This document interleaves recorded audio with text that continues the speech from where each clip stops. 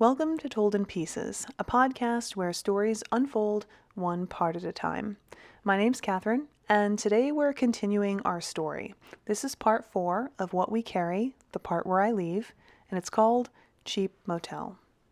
Got ya on the first floor, all the way in the back. The old timer behind the counter slides a key into one of those little paper sleeves before slapping it down on the counter in front of me.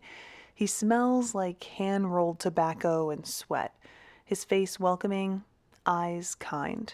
There's a diner just across the way that serves up a mean blueberry pie, and they're open 24 hours, so there's no excuse.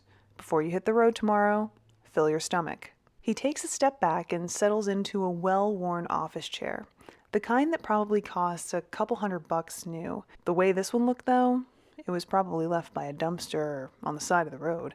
Still, it seemed to get the job done. Not one squeak or groan of protest as he leaned back and stretched his legs. The desk here opens up at 10 a.m., but if you have to peel out before then, there's a slot for the key right outside the door. Just drop her in there and you're golden. Thank you, sir, I say, reaching out for a handshake. The old-timer stands to meet me. You're very welcome. Now, go on, get yourself settled. Looks like you've been riding since last Tuesday. And seriously, he adds, settling back into the chair, get some food in you. He gives me a wink as I step out of the too small, too warm office. This motel isn't a big one, maybe 5 or 6 rooms deep with a second floor. I could probably leave the bike parked where it is, but I'd rather have her right outside my room. I swing my leg over, back out of the spot, and ride down to the space directly in front of 1E, my room for the night. It's honestly the perfect spot, right at the end of the row, with a light shining down and a perfectly placed security camera. It's almost like that old man knew exactly what he was doing when he put us here. Realistically, I know security cameras and lights only do so much, but I don't mind the mild deterrence. Makes me sleep a little better at night while I'm on the road. The second I slide the key into the knob of the less than sturdy door to 1E, the exhaustion hits me like a wave. It's been 2 days since I set out, but right now, it feels like I've lived a week on the road. I smell like sweat, exhaust, and that weird mix of sun and wind that only sticks to you after hours outside. There's literally nothing I want more right now than to just plop my happy ass down on that motel bed and pass out, leathers and all. You gotta get your shit first, Jake. I scold myself, dropping my helmet and gloves onto the chair in the corner and struggling out of my backpack. Just grab your shit, then you can call it a night. 3 minutes.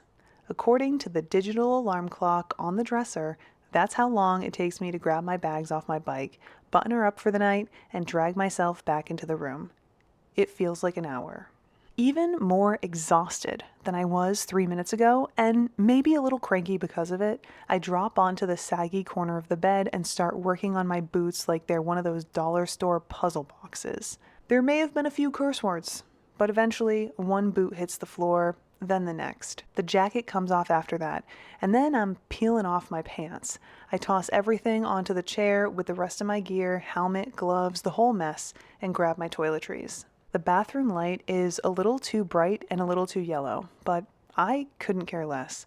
I turn on the water, step under the weak stream, and just stand there for a while. The hot water washes away the grime, bugs, and miles. At the corner of the sink is a tiny bar of soap wrapped in paper. It's hardly a stretch to grab it, with the bathroom being as small as it is.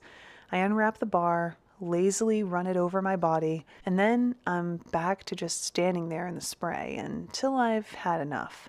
About to collapse from exhaustion, I reach for a towel. I don't bother with the mirror when I step out. I barely towel off. Clothes? Fuck 'em. I just make sure the door's locked, shut off the lights, and crawl into the stiff motel bed. The light from the diner across the way shines through the small opening in the drapes. It's a reminder of what's out there. But let's be honest with each other here. I'm lying bare ass in this bed, too tired or lazy to muster up the strength to so much as adjust the drapes so the room is dark. There's no way I'm making it across the way to dinner. It's just not happening. So, it might be open, but right now, I don't need pie. I need sleep. Thanks so much for listening to part 4 of What We Carry, the part where I leave. I hope that you enjoyed this installment of our story, and I hope that you'll join us next week while we continue on with part 5. Until then, have a fantastic day and ride safe.